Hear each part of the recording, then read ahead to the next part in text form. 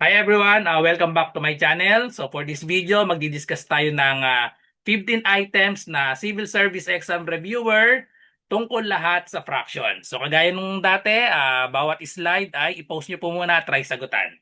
Then i-comment nyo yung score nyo out of 15. Okay, let's start. Number 1, change 6 and 4/5 to an improper fraction. Okay, so basic yung itong mga umpisa natin, puro mga basic lang ito. So 6 and 4/5, convert daw natin sa improper fraction. Pag sinabing improper fraction, wala itong whole number. So para ma-convert sa ang mixed number to improper fraction, all we have to do is multiply the denominator to the whole number. 5 times 6, that is equal to 30. And then add the numerator, 30 plus 4, we have 34, and then just copy the denominator, 5. Therefore, the answer is letter C. Number 2, so 1/8 diminish from 5 is equal to blank. So 1/8 diminish from, so ibig sabihin 5 yung mauuna. 1/8 diminish from 5. Okay? And obvious naman kasi sa mga choices, puro positive. Pag nabaligtad kasi, magiging negative yan. So 1/8 diminish from 5. So we have 5 minus 1/8. Okay? So ang madaling way, kapag nagsasubtract ng whole number, tapos babawasan ng fraction, may isa pang way yung butterfly, pero kapag ganitong whole number bawasan ng fraction, ang pinakamagandang way dyan, etong 5, ibubukod natin yung 1. So gagawin kong yung 5, gawin kong 4, 4 and 1, 4 plus 1, that is 5. Tapos etong 1 na ito, yung 1, i-convert ko sa denominator na 8. So yung 5 gagawin natin 4 and 8 over 8. Okay? 8 over 8, that is 1. So 4 plus 1 equal siya dito sa 5. Okay, so para mas madaling i-subtract, hindi na natin kailangan mag-butterfly. So minus 1 over 8. So ganun lang kasimple. So kopyahin lang natin yung 4 dahil wala namang whole number itong isa. Then kopyahin yung denominator na 8. And then i-subtract natin itong 8 minus 1, that is equal to 7. So 4 and 7 over 8, letter C. Kapag kasi nag-butterfly tayo, so 5 over, lagyan natin ng 1, minus 1, 8, lalaki pa yan kapag butterfly ang ginamit. So although same naman yung magiging answer, pero medyo mas tatagal pag ginamit natin itong butterfly. 5 times 8, we have 40. Minus 1 times 1 is 1. Over 1 times 8 is 8. So magiging siyang 40 minus 1 is 39 over 8. Tapos, i-convert pa natin itong 39 over 8 sa mixed number. So pag dinivide nga yan, ilang 8 meron sa 39? Merong 4, that is 32. Tapos 39 minus 32, that is 7. So same dito, mas madali ito ang isang way pag kinonvert natin sa ganitong form, borrow 1 lang tayo. Tapos yung binarrow na 1, i-convert natin sa denominator na 8. Okay? Number 3, so multiplication. 9 and 1/3. 9 and 1/3 times 2 and 1/4 equals question mark. Okay, so paano ba tayo mumultiply ng fraction? So, ang rule natin sa multiplication ng fraction, ano lang, A over B times C over D equals lang siya sa, multiply lang natin yung numerator AC over the denominator BD. Pero kailangan nakaganitong form, A over B times C over D. Ibig sabihin, i-convert sa improper fraction. Okay? So 9 and, copyhin muna natin. 9 and 1/3 times 2 and 1/4. So i-convert muna natin sa improper fraction. Multiply lang natin ito, 9 times 3, we have 27. And then i-add natin itong numerator, 27 plus 1. So that is 28. Just copy the denominator 3. Then multiply, convert din ito, multiply natin, 4 times 2, that is 8. Add the numerator, 8 plus 1, we have 9. Copy the denominator, 4. Tapos, pwede na tayong mag-cancellation dito. So, pwede natin i-cancel ito. Or yung isang way, pwede i-divide natin 28 divided by 4 tas 9 times 3. Or para makita nyo mabuti, itong 28, i-break natin ito sa 28, that is 7 times 4. So, 7 times 4. Okay? Over 3. And then times, yung 9, pwedeng isulat yan as 3 times 3. over 4. So para lang makita mabuti na pwedeng i-cancel yung 4, pwedeng i-cancel yung isang 3. Ang matitira na lang ay 7 times 3. So i-multiply natin ito, 7 times 3. That is equal to 21. Letter C. Number 4. What is 2/3 of 3 and 4/5? So meron pala akong isang way na ipapakita sa inyo paano nagmumultiply ng fraction tapos mixed number. Pwede kasi tayong gumamit dito ng distributive property. So dalawang solution ang ipapakita ko dito. So 2/3 times 3 and 4/5. Dito naman sa kabila yung dinidistribute. So we have 2/3 times 3 and 4/5. Okay, so ito muna yung traditional. I-change lang natin sa improper fraction. Multiply 3 times 5, so that is 15. Add the numerator, 15 plus 4, that is equal to 19. Okay, so we have 19 over 5. Kopyahin lang natin itong 2/3. Meron bang makakancel? Wala, no? So 19 and 2, parehas prime number, walang madidivide sa 3 and 5. So multiply lang natin 2 times 19, that is equal to 38. And then 3 times 5, that is equal to 15. Then i-convert natin. Ang dalawang 15, that is 30. So 38 divided by 15, that is 2. May remainder pa na 8. So 2 and 8 over 15. Ang tamang sagot, letter B. Okay, so ito yung unang technique. Pangalawa, pwede tayong gumamit dito ng distributive property. Pwede i-distribute itong 2/3. Distribute natin sa whole number, tapos i-distribute natin sa fraction. Okay? So magiging siyang ganito. 2/3 times 3, kasi simple lang ito, makakancel agad eh, no? Tapos i-plus natin itong 2/3 times 4/5. Okay? So, makakancel na agad yung 3 dito. So, 2 na lang ang natira. And then plus, dito, walang makakancel. Multiply lang natin. 2 times 4 is 8. And then 3 times 5 is 15. 2 plus 8 over 15. So, pagdikitin lang natin, that is 2 and 8 over 15. So, kita nyo na, mas madali itong pangalawang technique. Same answer na 2 and 8 over 15. So, kapag nakakita tayo ng fraction, tapos may mixed number, pwede nating i-distribute. Lalo na kapag nakita nyo na kapag dinistribute, doon sa whole number kasi na-cancel agad yung 3. So kaya mas maganda ditong i-distribute, na-cancel agad yung 3. 2 na lang ang natira. Okay? Number 5. So division of mixed number, 3 and 7 over 8. 7/8 divided by 2 and 2/3. So ano yung rule naman natin kapag division ng fraction? Ang rule natin ay A over B divided by C over D. Magiging equal siya sa copy the first fraction, A over B. Yung division gagawin nating multiplication, tapos ito interchange natin. Interchange itong second fraction magiging D over C. Okay? So tapos proceed na tayo sa multiplication, edi i-multiply na lang natin AD over BC. Okay? So i-apply natin 'yon. So we have 3 and 7 over 8 divided by 2 and 2/3. Pero bago natin gamitin ito, KCF nga pala ang tawag dito. K for keep, keep ito. C for change, from division, change to multiplication. F for flip.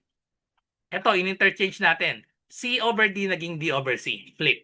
Okay? Pero bago i-apply ito, kailangan naka-change muna sa improper fraction. So gawin muna natin improper fraction parehas. Multiply lang natin ito. 8 times 3, we have 24. Then add the numerator. 24 plus 7, we have 31 over copy the 8. Division pa rin ito, hindi pa natin ina-apply yung KCF. Kino-convert pa lang natin sa improper fraction. So multiply this, 3 times 2 is 6. Add the numerator, 6 plus 2, that is equal to 8. Copy the denominator, 3. Then apply the KCF. Apply the KCF, keep the first fraction, 31 over 8. Change the division to multiplication, and then flip. Flip natin ito. So yung 3 mapapapunta sa taas, and then yung 8 naman sa baba. Then apply the rule in multiplication, multiply the numerator. Walang makakancel, 31 and 3, both prime numbers, so walang makakancel dyan. So 31 times 3, that is equal to 3 times 1 is 3, 3 times 3 is 9. So 93 over 8 times 8, 64. Okay?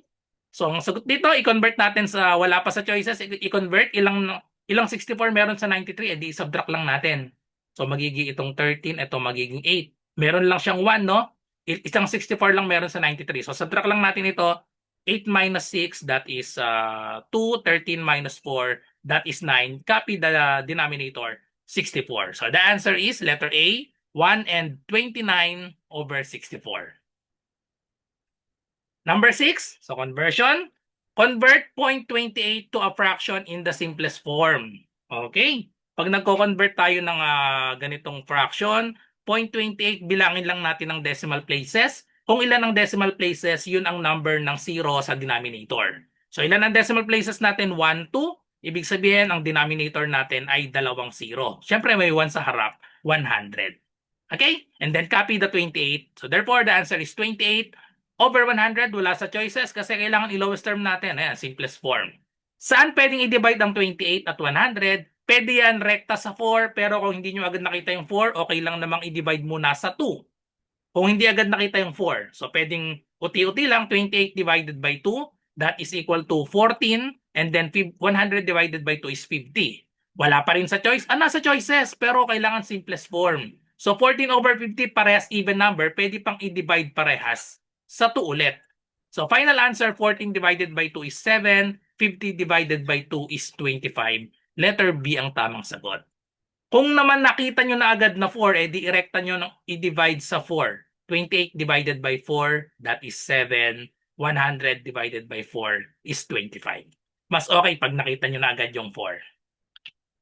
Number 7, convert 1 and 3/8 to decimal. Kabaligtaran naman. Paano tayo nagko-convert ng fraction to decimal? All we have to do is divide lang natin. Divide manually. Pag nagko-convert tayo sa decimal, pwedeng wag na nating isama yung whole number na 1. Convert 1 and 3/8 to decimal. Automatic may whole number na 1 na yan. So mali na si letter A, no? Kailangan 1 ng umpisa. Letter B or letter C na lang ito. So obviously ang sagot dito letter B kasi masyadong maliit itong 0375. So pakita lang natin, i-divide lang natin manually yung 3/8. So ibig sabihin niyan 3 divided by 8. Dagdag lang tayo ng 2 0, pero dito 3 0 dapat para mag-eksakto yan. So itapat lang yung decimal dito. 3 divided by 8 hindi pa pwede, 0. 30 divided by 8, that is equal to 3. 3 times 8 is 24. Subtract natin. So meron tayong 6. Bring down yung isang 0. 60 divided by 8, that is 7. 7 times 8, we have 56. Subtract, we have 4. Bring down the last 0. 40 divided by 8, that is 5. 5 times 8 is 40. Okay, wala nang remainder. So therefore, ang value ng 3 over 8 in decimal is 0.375. Meron pa tayong whole number na 1. So therefore, the answer is, lagyan lang natin ng 1 dito, 1.375. Letter B. Number 8, which is the largest fraction? So kapag largest fraction, pwede tayong mag-convert to decimal, pwede rin namang gawin nating similar fractions. Okay? So sa case na ito, madali siguro gawin nating similar fractions kasi ang denominators, tingnan natin, may 4, may 5, may 10, may 20.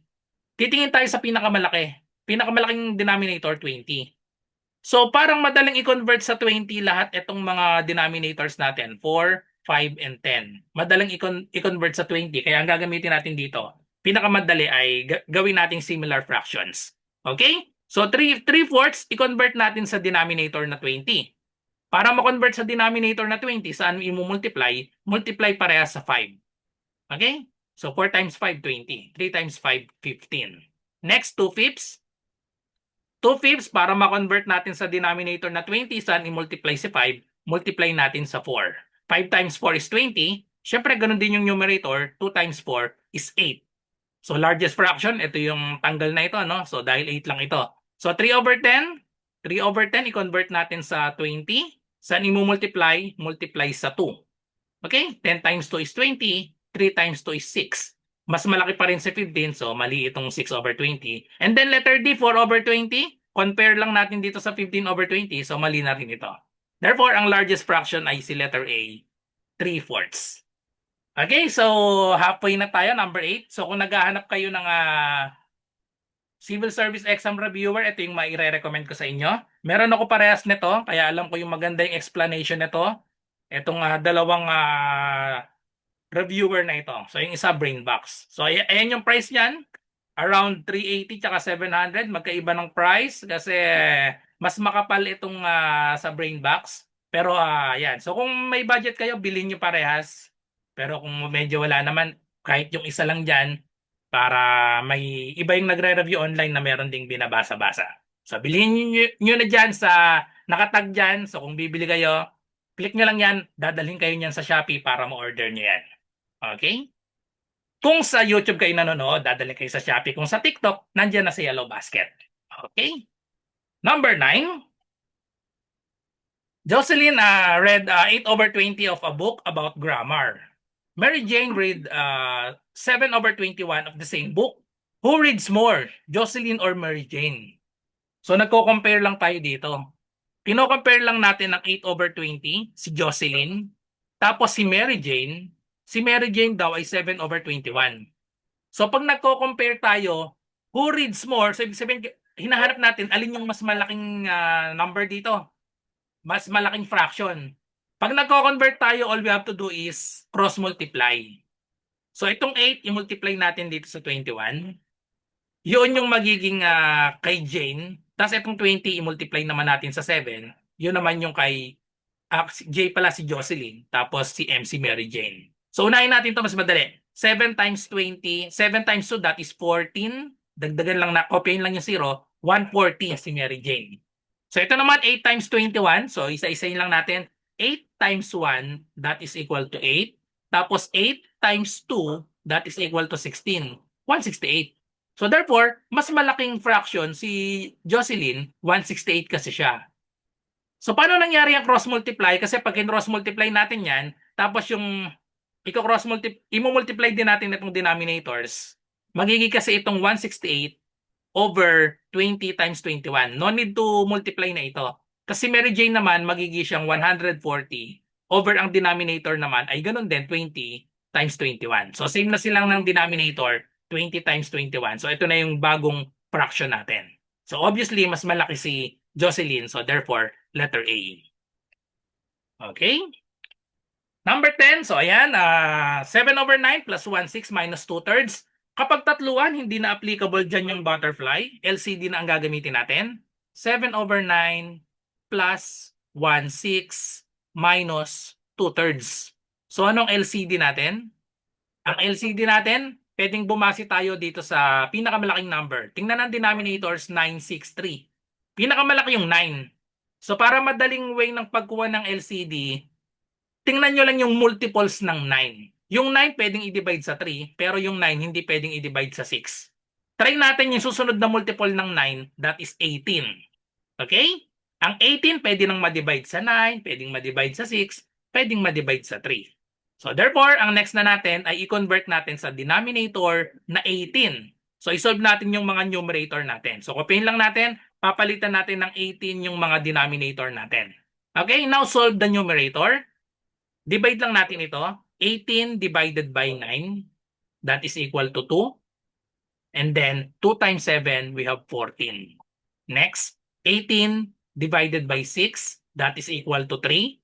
3 times 1, 3. And then 18 divided by 3, that is 6. Multiply the numerator, 6 times 2 is equal to 12. Ngayon, convert natin or i-combine natin ang numerator. 14 plus 3, that is equal to 17. And then minus 12, that is equal to 5. The answer is 5/18, letter D. Number 11. What is 525 over 6,300 in lowest term? So kapag naglo-lowest term, tingnan natin yung mga choices. Letter A, 1/18. Letter B, 4/15. Letter C, 1/12. Letter D, 1/28. Ano yung napansin natin sa choices? Tatlo yung 1 ang numerator. Letter D, ayun, 1. Letter C, 1/12. Letter A, 1/18. So, ibig sabihin niyan, kung tatlo yung 1, malamang itong 6,300 divisible sa 525. So, i-divide na natin agad sa 525 parehas kasi tatlo sa choices, 1. So pag hindi siya divisible, o di ibig sabihin letter B yung tamang sagot. 525 over 6,300. So yun yung rekta. Pwede nating i-divide pareha sa 525 para rekta-rekta na. Kapag naman hindi nyo dinivide sa 525, pwedeng uti-utiin natin. Pwedeng sa 25 lang muna kasi 25 yung obvious na divisible itong 525 tsaka itong 6,300. Okay? So tapos pag 25 ang ginamit nyo, madidivide nyo pa ulit yan. Pero again, dahil nga tumingin tayo sa choices, tatlo yung may 1 sa numerator, so malamang divisible yan. Okay? So 1, 525 divided by 525 is 1. Tapos ito i-divide natin manually. 6,300 divided by 525. 630, so meron tayong 1 times 525, we have 525. Subtract natin 30 minus 25. That is equal to 5. So may 0 dito, no? And then 6 minus 5, we have 100. 5, bring down itong 0 dito. Ayun, so eksakto na. 1,050 divided by 525, that is 2. 2 times 525, that is 1,050. Wala nang remainder. Therefore, the answer is 1/12. Letter C ang tamang sagot. Okay? So kung 25 muna nyo dinivide, same answer din ang makukuha nyo. Malaki pa yung number, tapos ma-divide nyo pa ulit yan. Okay? So pag dinarect yung 525, okay na agad. Number 12, how much bigger is 2/3 of 93 than 3/5 of 35? So kino-compare lang natin. Pag ang tanong ganyan, how much bigger, ibig sabihin yan, isasubtract natin. Okay?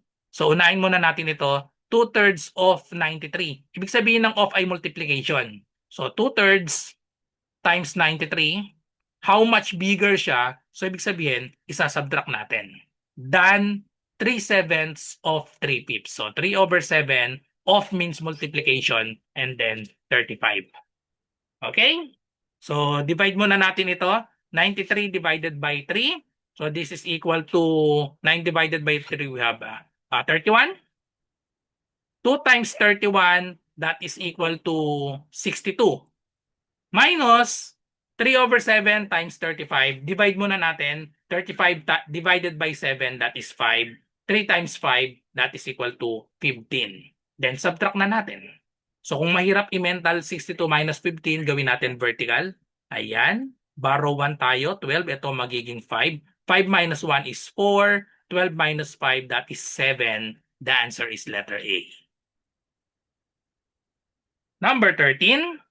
What is the fractional equivalent of the non-terminating decimal 0.44444 and so on? So may shortcut dito. Ipapakita ko yung shortcut, pati yung saan nanggaling yung shortcut na yon. So kapag mayroon tayong non-terminating repeating na decimal, so 0.444 walang katapusan. Ang denominator lang niyan, ang shortcut diyan, automatic ang denominator niyan ay puro 9. So 9 lang yung muna yung ilalagay ko. Yung numerator, kung ilan yung nauulit. 'Di ba? Isang number lang yung nauulit. Lahat sila 4 lang. Eh di ang sagot diyan ay 4/9. So yun na yung shortcut, letter B ang tamang sagot. Kapag dalawa yung nauulit, halimbawa 0.23, 23, 23 and so on, ang conversion niyan ay ilan yung nauulit? Dalawang number, 23. So yung 23 ilagay sa numerator, ang denominator ay dalawa yung numerator, kailangan dalawa din ang denominator, parehas 9. Okay? So yan yung shortcut. Ang long method kasi niyan, mag-let tayo ng x. X equals 0.4444 and so on. Tapos i-multiply natin itong x. Itong equation na ito i-multiply natin sa 10 para ma-move itong decimal point. Multiply both sides by 10, magkakaroon tayo ng 10x equals, pag minultiply ito sa 10, magiging siyang 4.4444 and so on. Tapos pag subtract natin 10x minus x, that is 9x, equals, pag sinubtract ito, makakancel lang yung decimal na 0.4444. 4 minus 0, that is 4. So diyan nanggaling itong shortcut. So ito na yan, 9x equals 4, divide both sides by 9. Therefore, the answer is x is equal to 4/9. Okay? So dito nanggaling yung shortcut. Ganun din kapag 2 decimal. 100 naman i-multiply. Okay? Number 14. Which number is the largest? So alin yung largest dito? Tatlo yung fraction, isang decimal. Maraming iba't ibang way para i-solve ito. Pwedeng itong fraction, itong decimal, i-convert natin sa fraction para maging fraction silang lahat. Or pwede naman dala-dalawahan, i-convert natin. Gamit yung technique kanina, ito 0.333, madaling i-convert ito, equal lang ito sa 3/9. So di ba pag ginamit natin itong technique dito, yung 0.4444 equal siya sa 4/9. So itong 0.3333 equal siya sa 3/9. Na pag nilowest term natin, divide parehas sa 3, edi equal na lang siya sa 1/3. Okay? So ngayon pwede natin i-compare isa-isa. 1/3 and 1/4. Ano yung mas malaki sa 1/3 at sa 1/4? So mas malaki yung fraction na mas maliit ang denominator. Same silang 1 ang numerator, di ba? So mas malaki yung 1/3. So ibig sabihin, mali na si letter B, mali na si 1/4. Okay? Mas malaki, syempre, obvious yan kapag dinrawing natin yan. Oh. Ito yung 1/3. Ito yung 1/3. Yung 1/4 hinati sa 4. Okay? So, mas malaki yung 1/3 kaysa sa 1/4. Okay? So, tanggal na si 1/4. I-compare naman natin si 1/3 dito kay, dito naman natin i-compare si 1/3 kay 32/99. Para ma-convert yan, ma-compare, cross-multiply lang natin. 1 times 9, we have 99. Pag minultiply dito, 3 times 32, that is equal to 3 times 3, 9. 3 times 2, 6, 96. So, mas malaki pa rin si 1/3. And obviously, itong 4/25, napakaliit niyan.